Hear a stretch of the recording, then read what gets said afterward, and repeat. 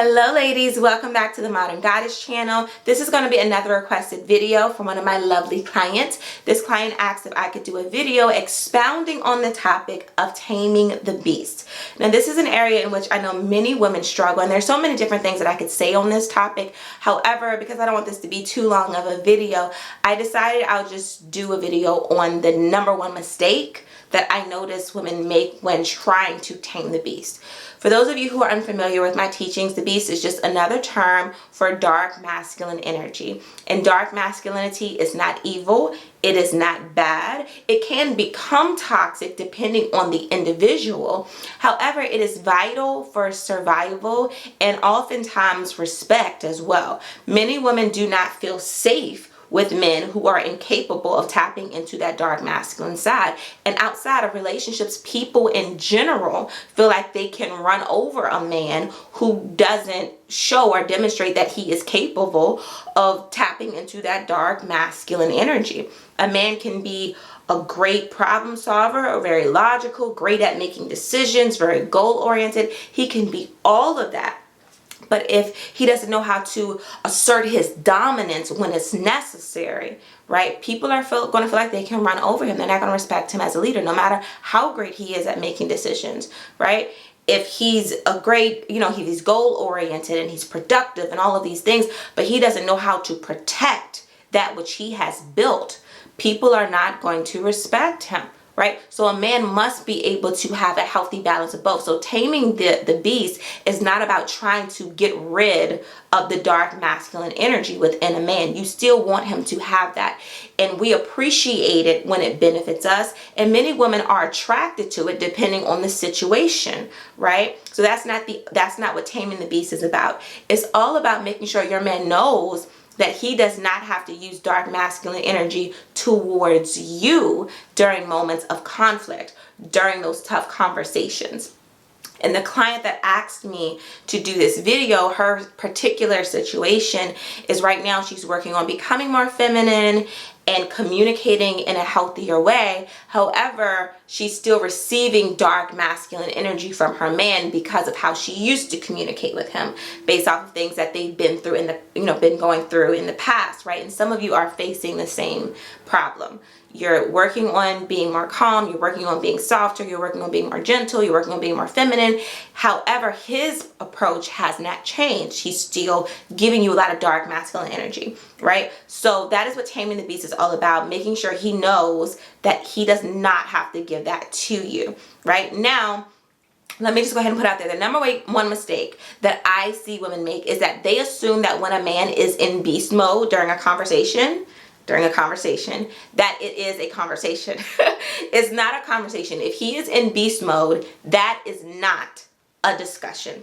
And the problem is many men, they themselves believe that it is a conversation. This is why when you go to a man and like you're trying to get clarity, or you try to start a conversation, you ask a question, he might become immediately irritated. Like, we've talked about this a million times and we've had this conversation so many times. And in your mind, you're thinking, no, we didn't talk about anything. You talked for like 45 minutes straight, because in their mind, they don't understand that when they are in that dark masculine energy, it is not a conversation, because only one person is talking. When they dominate the conversation like that, it is not an exchange. It is not a dialogue, right? And so what women need to understand is the difference between a vent session, a lecture, and an actual dialogue. And when a man is in his dark masculine energy, when he's in beast mode, he is usually venting, right? And so when it comes to venting, men and women generally vent a lot differently. Many women vent about their man to other people, right? So let's say, for example, you're going through something, you're frustrated with something your man did or said to you, or how things are going. Some women may vent to their friends or family members. Be careful about that.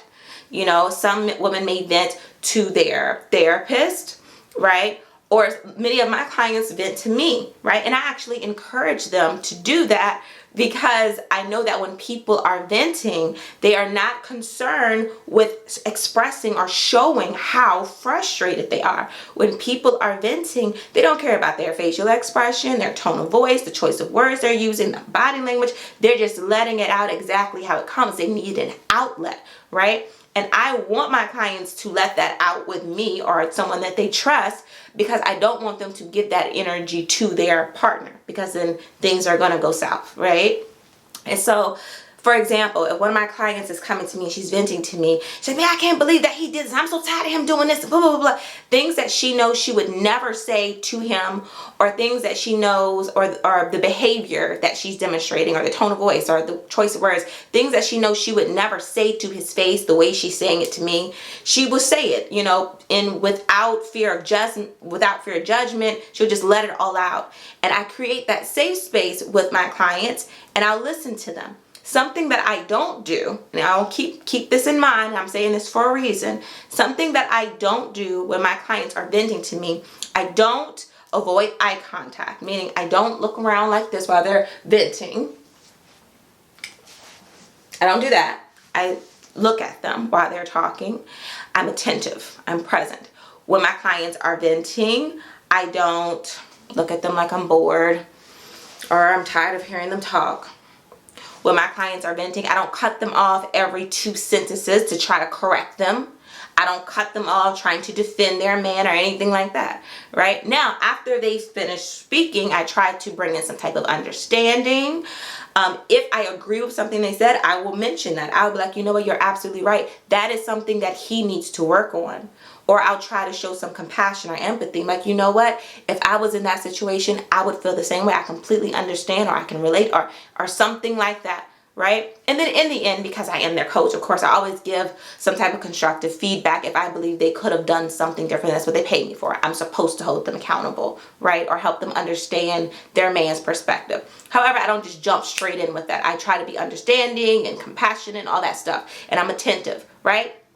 Keep that in mind. Now, when it comes to men, when they vent, yes, some of them do have friends and family members that they can vent to or whatever. However, based on the situation, many men do not feel comfortable venting to others. They may very well be ashamed of whatever it is they have to vent about.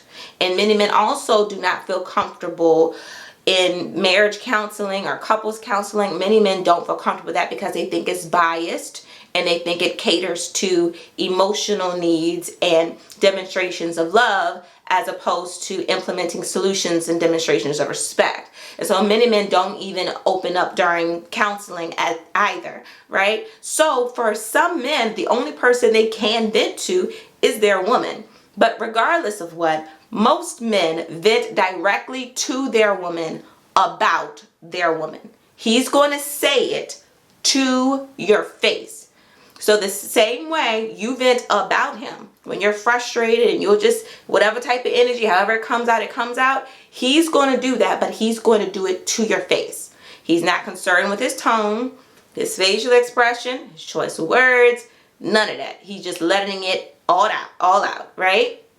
Now, the issue is, because so many women think, oh, he's talking to me, this is a conversation, they will try to jump in.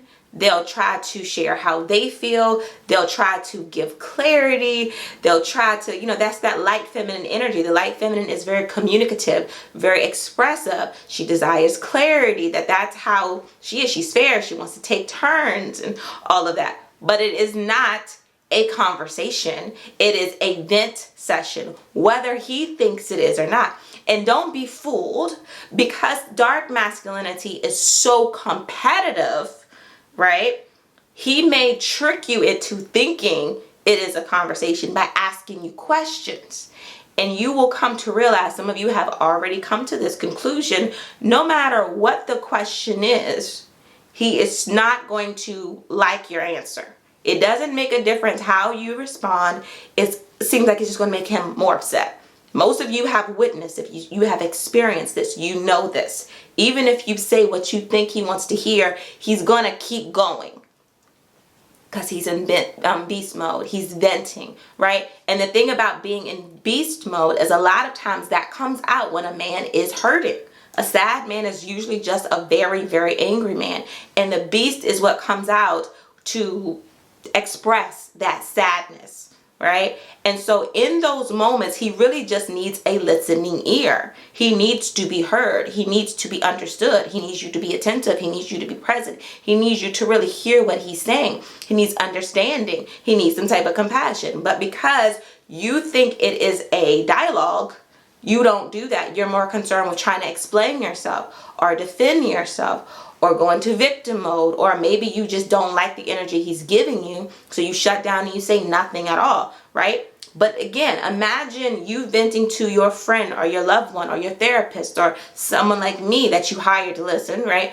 But let's say you're venting to someone like me, and the whole time you're talking to me, I'm looking at you like this, right? And the only thing you want is a listening ear. You just want to know that somebody cares, right? But instead, I'm making you feel like you shouldn't be saying the things that you're saying. I'm making you feel like your feelings don't matter. I'm making you feel like you should just deal with it on your own, get over it, I don't care, right? You'd be like, I can't talk to her. I don't feel safe talking to her. I don't feel safe talking to them. You wouldn't feel like that's a safe space, right? And so that's the number one mistake that we make, is assuming that it is a conversation. It is not a conversation. It is a beast mode. Even if he thinks otherwise, he can think what he wants to think. You know now that when he's in that mode, it is a vent session, right? Now, another time you will notice him in beast mode is when it's an actual argument. So it is an exchange, but you are now matching his masculinity. You are giving him masculine energy back. You will see a lot of dark masculinity within that as well. So I'm going to help you understand the differences by kind of demonstrating some of the body language, because I think that's the best way to know what you're dealing with, right? If he's in a dark masculine energy, if he's in beast mode, if he's venting, you're going to see him, again, it's an outlet. You're going to see him getting out anger, getting out aggression, getting out frustration, right? So for example, if he's talking and you see him going like this, like he's literally punching his hand or punching the table or the desk, or he's like, literally it's an outlet. He's getting out the aggression, right? That's beast mode. He's venting. He's getting it out, right?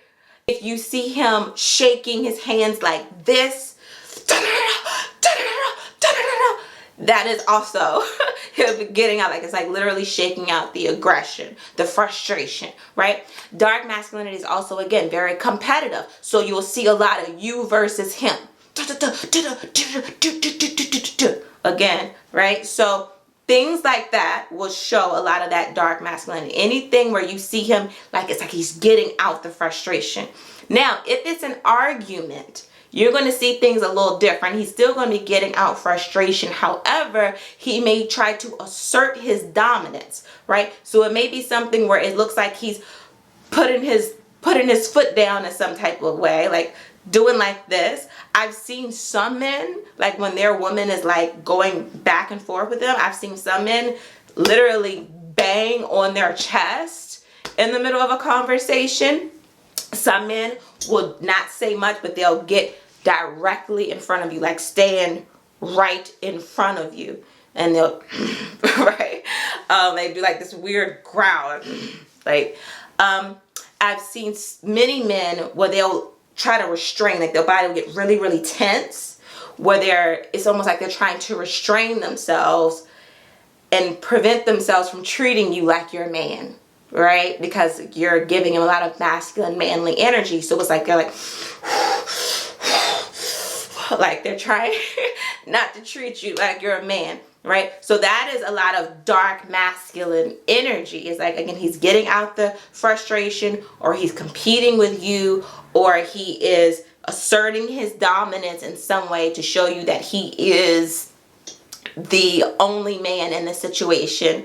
And yeah, you're not going to outman him, or he's really holding himself back from putting his hands on you, which you don't want him putting his hands on you. Hopefully your man doesn't put his hands on you, because that's not what this is about at all.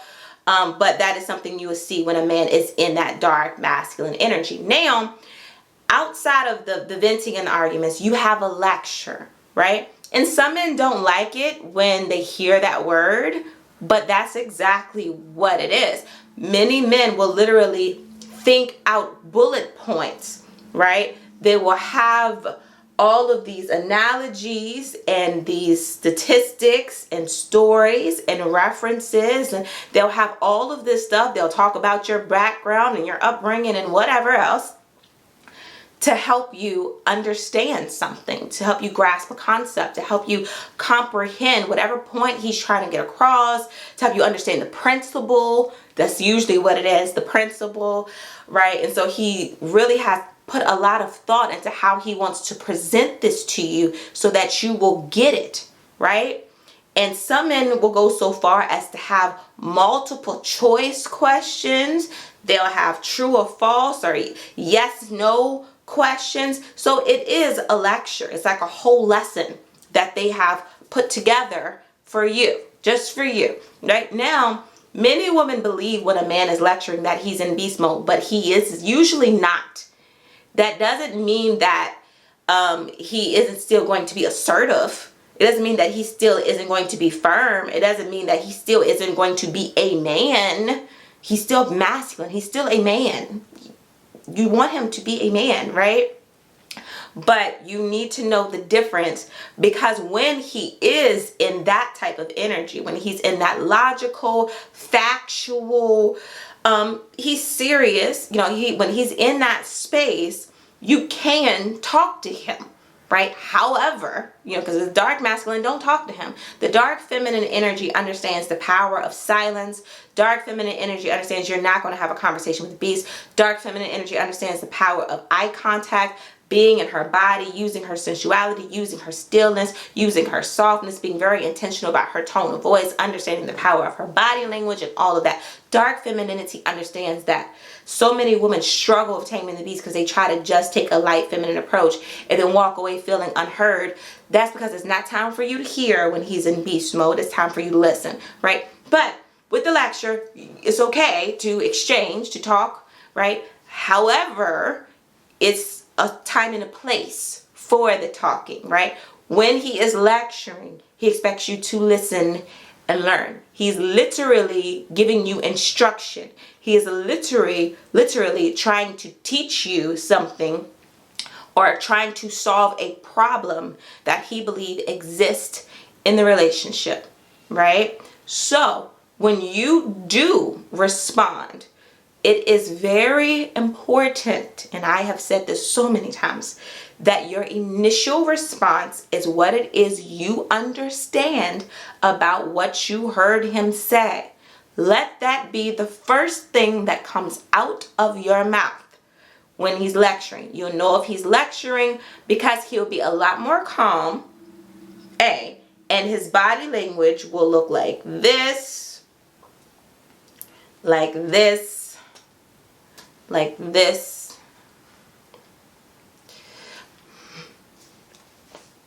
Like he'll be teaching you, right? He'll look like he's teaching, right? So, and again, he'll be a lot more calm. Again, that doesn't mean that he's not still firm. It does not mean that he's still not going to have his manly voice, because he's a man, but he's not going to be all belligerent all over the place like the beast. The beast is just, right? He's not going to be like that, right? Now, again, when you respond with what it is you understood, and then some accountability depending on what you're talking about that might be necessary, or a solution depending on what you're talking about that might be necessary as well, right? If you respond with but, or well, I just feel like, or if you respond with defense mode or victim mode or anything other than some level of respect for the amount of time and dedication that man put towards that lecture, if you show any other type of demonstration when it comes to your response, it's very, very possible that the beast is going to come back out. You don't want that. You want to keep the beast away. Because if you're able to demonstrate that you're actually listening and that you actually want to have a real adult conversation, that is what's going to lead to the actual dialogue, to the exchange of you sharing ideas, you sharing your feelings, you sharing your thoughts. You will not get to that point if you are more concerned with defending yourself or arguing or any of that, right? Understanding, right? And like I said before, when a man is in that venting session, when he's in that beast mode, that is not the actual conversation. That is the preface. That is letting you know when the two of you do finally sit down to talk, the points that he makes during the venting session, that is what the conversation is going to be about.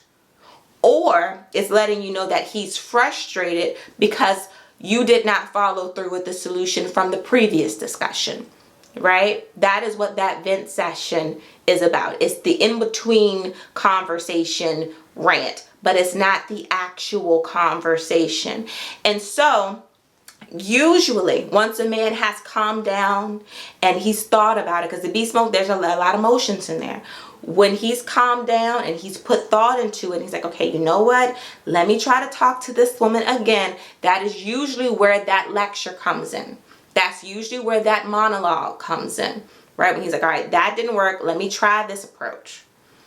Again, if you respond with understanding, then it turns into kind of like an interactive dialogue. I mean, an interactive lecture, right? An interactive lecture is when he's asking questions to see if you actually understand. It's you asking questions for clarity if you're confused about something. And it's showing that you actually care, that you actually want to talk about it. You don't want to argue. It's showing that you are genuinely concerned or that you genuinely want to fix the problem, right? That is what it's showing. So it turns into kind of like an interactive lecture. The same way that many of you who have taken like my group session, at the end, like, anyone have any questions, or during the session, I like, does that make sense? Anybody confused? And some of you would jump in and you'll have a question, right, at that time. Or some of you would jump in and you will give me a reference or something to let me know that, okay, I understand what you're saying. Here's an example or some context or something that, to show me that you can relate or that you understand the point, right? Do that same thing. The same thing y'all do with me, do that with your man, right? After he said what he said, okay, well, I understand this piece. Can you expound on that piece for me? That's fine. Get clarity. It's better for you to know than for you to not know. Because when you have clarity, then you will know if you disagree, then you at least know what it is you're disagreeing with. You get what I'm saying? But anyways, so after you do all that, then that leads to the actual dialogue. Then you express yourself, and you will know by body language, you will know if it's an actual dialogue, if it's an actual conversation, because he will be listening to you. Do you understand? He will actually process what it is you're saying. The beast does not process anything you say. It doesn't make a difference what you say. He's going to come back at you with something. He going to be quick with it. He going to be ready. He going to be at the edge of his seat. He going to be ready. Y'all know how they do. They be leaning off forward and stuff. They be ready. They ready to go at it. Dark masculine energy. But when he's listening, you're going to see him pause. Even though his face may show that he doesn't agree with what you're saying, he'll at least think about it, right? So, the common body language, like,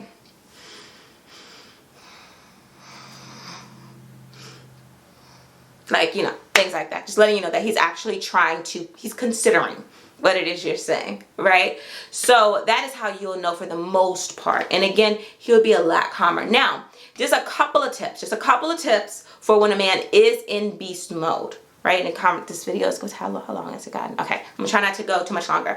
When he is in beast mode, number one, you want to make eye contact. This is not you staring him down to show like, you know what, I'm not scared of you, I could be, you know, yeah, you shouldn't be scared of him, right? However, many women make the mistake of not making eye contact. And what this does, it prevents you from being able to really feel him. Like you don't recognize that he's doing that because he's hurting. You don't recognize he's doing that because he's in pain and he really just wants you to care. Like you don't realize that, right? All you can do is just hear this big angry beast yelling and screaming or doing whatever it is he's doing, right? And so what you don't want to do, again, like I demonstrated before, you don't want to just be staring off into the corner and he's over here and you're just over here like, or just looking around at just any and everything you most possibly can. And you also don't want to look like you're afraid, right? You are ashamed, or you don't want to look like, don't do that. Sit up, adjust your posturing, and look that man in his eyes, right? And it shows that you are a mature woman who is able to have a mature conversation when he's ready to calm himself down, because you can't do it while he's in that mode, but you're demonstrating self-control, you're demonstrating discipline, you're demonstrating respect, because if the dark masculine doesn't feel respected, it just gets worse and worse and worse, right? And that's another thing. Let me just put this out there. Masculine men, or just men in general, but men who embrace their masculinity, they have the intrinsic, the innate qualities of hunters and warriors. It just goes back just in history. It's just in them, right? Hunters and warriors have a keen sense of body language, right? They recognize when something is a threat. They recognize when something is prey, right? And so this is why you could be doing like next to nothing in your mind. You're like, I didn't do anything. What did I do? And he's like, look at your body language. Look at your facial expression. Like, because it's just in a man to focus on those things. Because hunters, they have to be able to see when something is a threat. They have to be able to see when something is prey. Same with warriors, right? So it's just in them. Facial expression. Same with tone of voice. When they're out and they're exploring, they hear certain things. Certain sounds mean something to them. So tone of voice, facial expression, body language, all of that means something to a man. It's very, very important. And so if something seems disrespectful, or if something seems like a threat, if something seems like competition, or something seems weak even, right? Don't be surprised when he goes in on you with that dark masculine energy. And something that comes across as disrespectful because it's dismissive is not looking at him, not facing in his general direction. So make eye contact. And again, like I said, when you do that, you're able to really feel what it is he's saying. Like people say, the eyes really are the windows to the soul. So you're not going to be able to sense what he's really trying to express if you're not looking at him, right? So that's that. Also, you don't really need to try to talk much. Use the power of your silence. Not only when you use the power of your silence, not only are you able to really hear him and look in his eyes and observe, but when you use the power of silence, you're not just shutting everything down and shutting everything off. The same thing with the 5 physical senses. You know how they say when you stop using one, the others become stronger? It's the same thing. When you stop talking, you stop trying to think about what you're going to say back, and you just try to feel, right? Not only that, it allows him to hear himself. And when it gets to that point where he sees, okay, she's making eye contact, she's attentive, she's present, she's being respectful, and I can hear me sounding crazy right now. I can hear me yelling and screaming and being out of control, and she's sitting here being all disciplined. If a man sees that, right now, not being nonchalant, but like you're really attentive, like you're really listening, you really are showing that you care, right? Once you start doing that, observe how things change. Observe how his body language changed, how his hand gestures changed, how his tone of voice. He is going to start calming himself down. And only the power of your silence can do that. Your words will only make it worse. Dark feminine understands that, light feminine does not. You need a healthy balance of both, right? So that is one thing. Eye contact and be quiet.